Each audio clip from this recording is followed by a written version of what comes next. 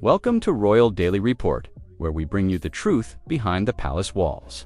I'm your host, and today we have a story that will shock the entire world.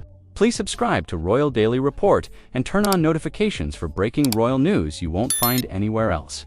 For years, Buckingham Palace sat behind its giant gates and said nothing.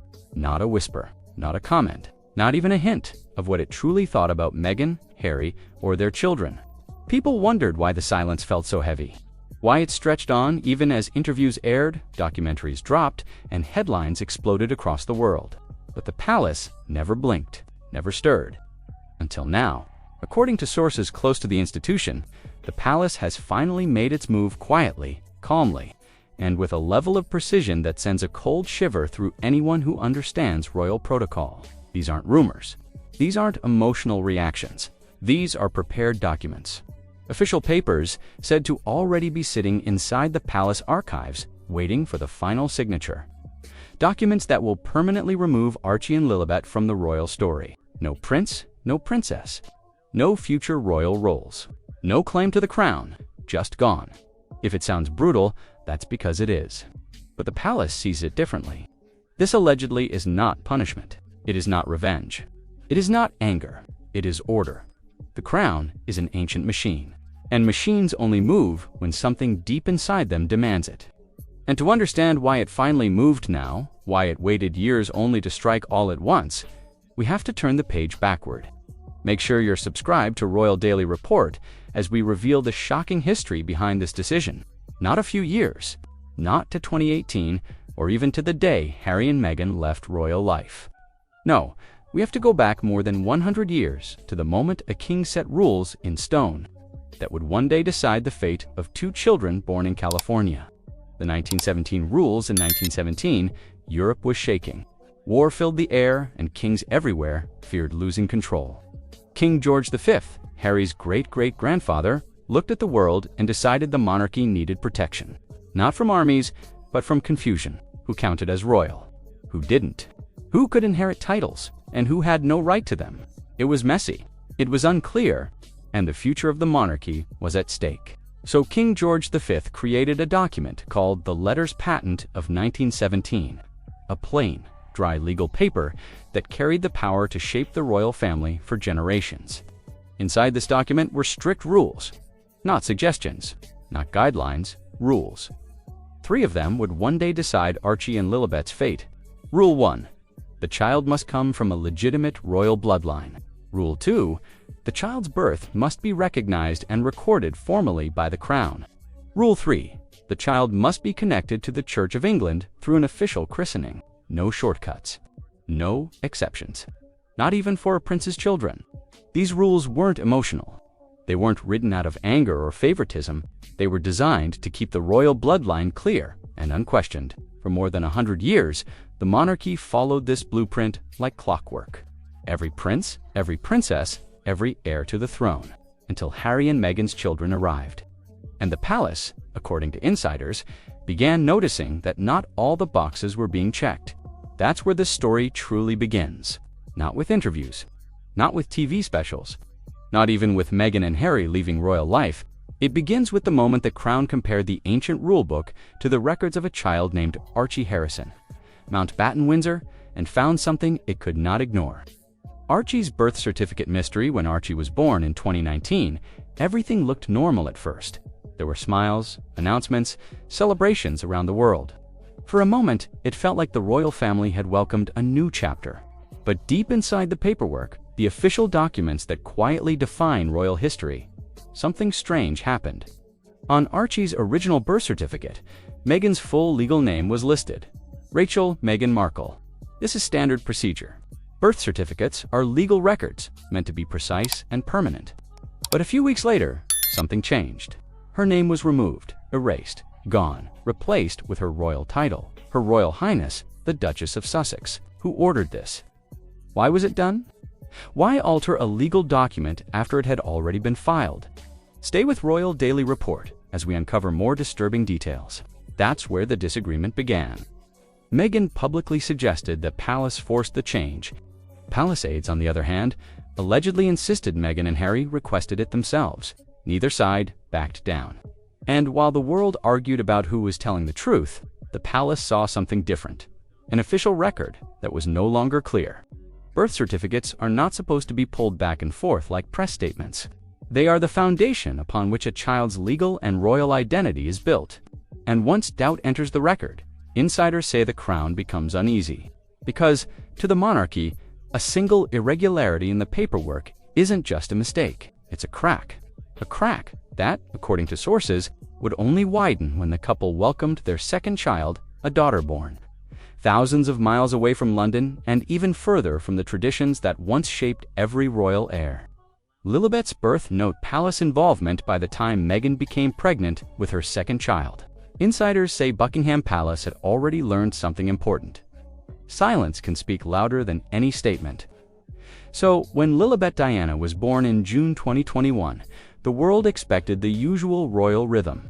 A palace announcement, a formal bulletin placed on the easel outside Buckingham Palace, doctors from the royal household signing the birth details, photographs for the official archives. That ritual has happened for generations. But this time, nothing. No royal doctors. No ceremonial announcement. No palace stamp confirming the details. Not even a simple acknowledgement from London before the news broke. Instead, the world learned about Lilibet's birth from across the ocean, a polished, sunny press release straight out of California. For a royal child, this was unheard of. Subscribe to Royal Daily Report and hit the bell icon so you never miss our exclusive investigations. Sources claim that inside palace walls, this moment was viewed as a turning point. Not because of where the baby was born, royal children have been born outside the UK before, but because the crown did not participate at all. And in the monarchy, when the crown does not witness a birth, does not confirm it, does not record it, that birth does not enter the royal story the same way. This wasn't just silence. This was a withdrawal, a quiet step back from a child who, by tradition, should have been welcomed like every other heir before her. To royals, births are not only family moments, they are historical events, carefully logged, preserved, and witnessed. They mark the continuation of centuries of lineage. But Lilibet's birth, it existed only in the world of California press releases, not royal record books. And that silence, that empty space where the palace announcement should have been, would become even more troubling when news of her baptism surfaced. The baptism problem months after Lilibet was born, Meghan proudly revealed that her daughter had been baptized in California. It sounded joyful, normal, even sweet. A family celebration. Friends gathered, photographs taken. A moment of happiness. But behind palace doors, whispers began again. Not because of where the baptism took place, but because of what it meant in the world of royal protocol. A royal christening is not just a religious ritual. It is a key, a formal bond connecting the child to the Church of England, the very church the monarch leads. It is also a legal marker that writes the child into the spiritual and historical records of the crown. Every royal heir for generations has gone through this ceremony. But Lilibet's baptism? Sources claim it was never formally recorded or recognized by the Church of England. That means that in the eyes of royal tradition, in the eyes of the crown, and in the eyes of centuries of protocol, the baptism did not count. So instead of strengthening her place in the monarchy, the ceremony left Lilibet in a strange, dangerous limbo, celebrated by her parents, ignored by the institution that decides lineage. Even worse, this wasn't just about a single religious ritual. It was about connecting a child to the crown itself. A child who had already been born outside royal reach, now lacked the spiritual stamp that would tie her to the monarch's world. This wasn't a small crack anymore. This was a gap. And while the public saw happy photos and smiling parents, those within the palace allegedly saw something else. A child whose birth wasn't acknowledged by the crown. A child whose baptism wasn't recognized by the church. A child whose place in royal tradition was slipping away step by step. But for Meghan, this wasn't just protocol. This wasn't paperwork or ceremony. This threatened the very identity she had built since stepping into the royal spotlight. Keep watching Royal Daily Report for the shocking truth about what happened next. Harry's desperate calls for the public. Harry looked confident, strong, certain, a man who left the royal world behind without blinking. But according to sources close to the palace behind the scenes, it was very different. As the cracks around Archie and Lilibet's royal status widened, Harry allegedly began making late-night phone calls back to London.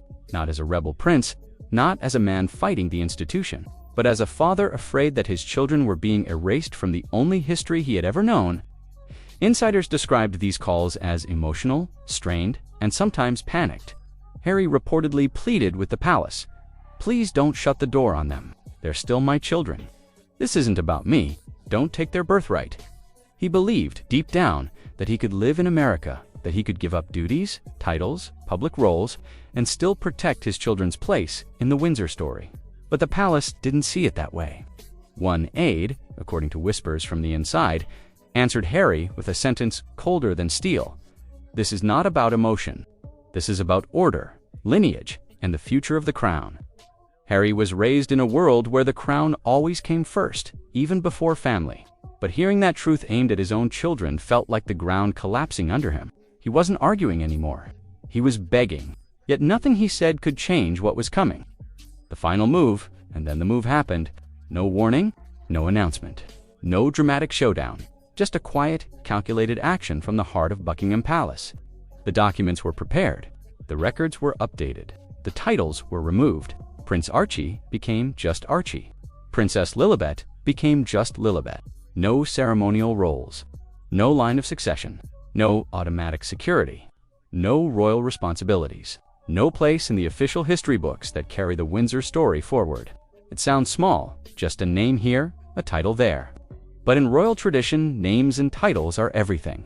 They are the keys to legacy, the bridges that connect one generation to the next, the anchors that secure a child's place in the world of kings and queens, and overnight, those keys were taken away. Not temporarily, not conditionally, not until further notice, permanently. Make sure you're subscribed to Royal Daily Report for continuing coverage of this historic moment. The record books, the same ones that preserve every branch of the royal family tree, now move forward without Archie or Lilibet's names etched into their pages. It is one of the coldest actions the monarchy has ever taken against a prince's children. And it didn't end there. The silence that followed was louder than any public statement the palace could have made. The final truth in the end. After all the interviews, after the documentaries, after the back and forth between California and the crown, everything comes down to one quiet, undeniable truth. A royal life isn't real until the crown writes it down. And for Archie and Lilibet, that moment never came. They will grow up in warm sunlight, far from palace gates. They will laugh in California backyards, not palace gardens. They will know love, joy, family, and freedom, all the things their parents wanted for them. But the crown that shaped their father's entire existence will not carry their names forward. Their births were never fully claimed. Their baptisms were never officially recognized. Their titles were never secured. Their place in the royal line has been erased. Erased not with anger, not with shouting, but with silence. The kind of silence that echoes through history. The kind of silence that closes a chapter forever. And that silence leaves the world with a picture that is both tender and tragic. Two children born into a story of crowns and castles, now growing up as ordinary Californians, while the monarchy continues without them, its ancient record books turning page after page with their names missing from the story. For some, this is justice. For others, it is heartbreak. For most, it is a reminder that royalty is not a fairy tale. It is a system, a slow, ancient, unmoving system. And once it decides a name does not belong, that name fades. Archie and Lilibet will live their lives far from the palace walls, held tightly by parents who fought for them. But in the official history of the crown, the history that lasts generations, they will remain shadows. On the edge of a story that could have been theirs. This is not the end of the Sussex story, not even close. But it is the end of their royal chapter. A chapter closed not with a roar, but with the soft final sound of a door quietly shutting somewhere deep inside Buckingham Palace. This has been Royal Daily Report, bringing you the stories that change history. If this investigation opened your eyes, please subscribe to Royal Daily Report, hit the like button, and share this video with everyone who needs to understand what really happened. We will continue to monitor this story and bring you every development as it unfolds. Stay informed, stay aware. And remember, at Royal Daily Report, we reveal the truth the palace doesn't want you to know. This is Royal Daily Report, signing off.